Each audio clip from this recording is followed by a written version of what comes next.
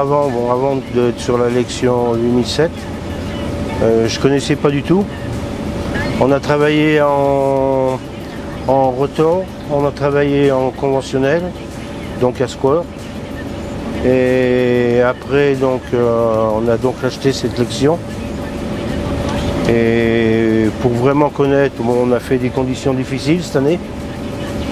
Et c'est vrai qu'il est vraiment important de pouvoir faire de différencier un système de battage par rapport à un système de séparation que vous avez sur l'hybride par rapport à des rotors uniques.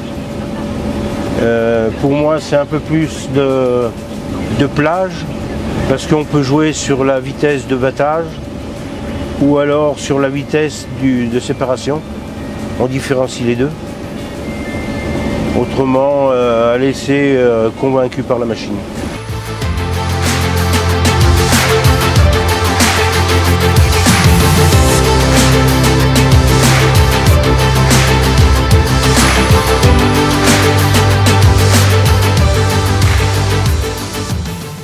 On a fait l'achat d'un CMOS par rapport, bon, on sait toujours régler une machine, mais c'était surtout au niveau du débit.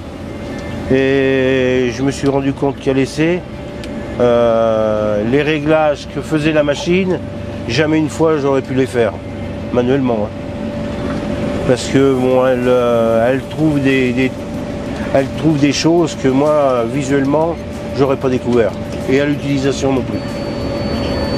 Autrement, c'est vrai que le CMOS automatique, on ne peut pas être contre. Voilà.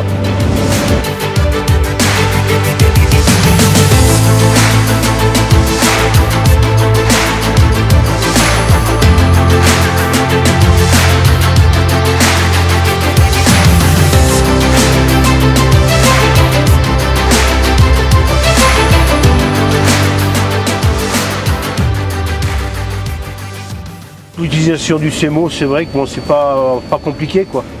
On a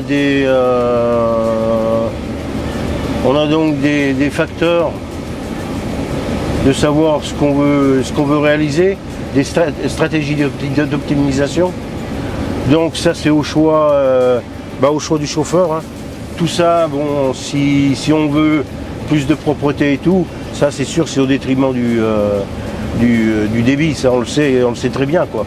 Mais après, bon, c'est suivant la clientèle, suivant, voilà, chez nous sommes dans un secteur d'élevage, donc on recherche plus, les clients cherchent plus ça pareil quoi.